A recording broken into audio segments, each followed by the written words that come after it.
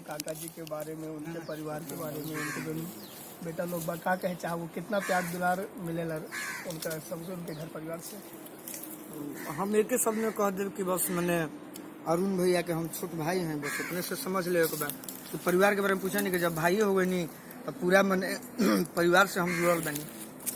और शायद कोनो मैंने भैया से हम जानते नहीं कि एगो और ऐसा भोजपुरी के सुपरस्टार बड़े भैया छोटू छलिया जी जो खुद हमारा के माने ले। और अरुण भैया के परिवार में जितना हमनी के मान सम्मान बा छोटू भैया के चाहे हमार उतना कोई के नहीं है। और हम तो खैर छोट भाई बनी भैया के ही मतलब इतना दिन बा कि बिहार में कतनो हम प्रोग्राम कहीं नहीं, लेकिन एगो मन में शौक रहे कि भाई हमारे के मुंबई काहे केहू नहीं बोलावत।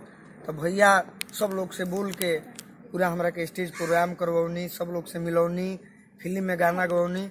आज भैया के ही दिन बा कि आज पृथ्वीराज फिल्म जौन हम अभी करतानी उसमें सब भरपूर आशीर्वाद भैया के बा। तो हम तो भैया के भी मतलब दिल से बड़ भाई मानते बनी।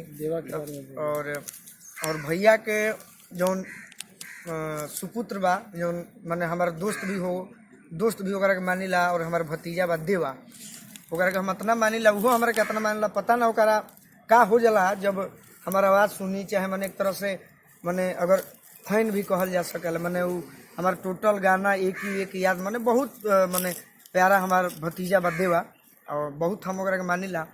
और अरुण भैया से खास करके हम ये कहब कि न्यूज़ के माध्यम से कि भैया के जौन सपना रहे आज बड़ा ही जल्दी माई के आशीर्वाद मिलल, तो आज पूरा होके जा रहा बा। तो हम मतलब विश्वास दिलवाओ तनी कि आगे भी हम भैया के उम्मीद पे खरा उतरब। बस भैया के आशीर्वाद गोलू के ऊपर बना रहे। चलते चलते दर्शक लोग के कोनो अपन मनपसंद गाना जो आपकी आवाज़ में हिट भइल बा। हाँ अभी एक गाना बा हमारे सैड सॉन्ग जौन के अरुण भैया के भी फेवरेट गीत है। ऐसा हमारे कोनो गीत नहीं है जौन अरुण भैया के फेवरेट ना हो, लेकिन वो फेवरेट में से ई गीत अरुण भैया के दोस्त हमारे चंदन भैया बाड़े चाहे अरुण जादू जी बानी, वहाँ सबके फेवरेट गीत है। राजेश भैया हमारे सब लोग के फेवरेट गीत है और हमरो अच्छा लगे तो वही गीत हम एक लाइन सुनावत। सुन सुन हमर जान हो तुरलू दिल के अरमान हो। सुन सुन हमर जान तुरलू दिल के अरमान। पियावा मिलल पर से हमके चिन्हबू कि ना, शादी बाद हमारा के जानबू कि ना। पहिले जैसन जान कही के मनबू कि ना, शादी बाद हमारा के जानबू कि ना। पहिले जैसन जान कही के मनबू कि ना।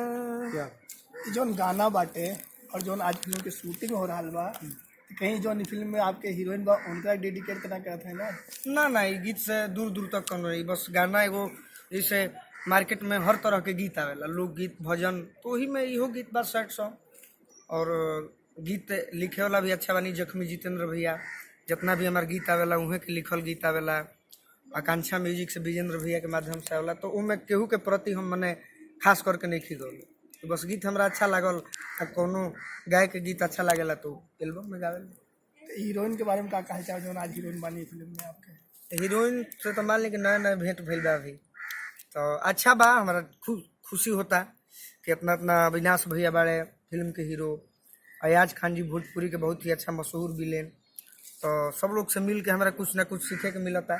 सबसे हम जूनियर बानी, खुशी होता कि कम समय में हमारा सौभाग्य भइल कि राज भैया और शिव पांडे बाबा के माध्यम से ही हमारा फिल्म में कुछ काम करे के मौका मिलल बा। तो दर्शक से हमारे इतने नहीं हो रहा रही कि भैया बड़ा उम्मीद लगा के रुआ सभी हमारा के वो कलाकार बनौले बनी। तो ये भाई के आगे बढ़ावे खातिर फिल्म जब आई रुआ सब जरूर देखब। और अभी हम तो फिल्म के शूटिंग पे ही बानी, आप सबके हम इजे से पैर छू के बार बार प्रणाम करते हैं। Very good.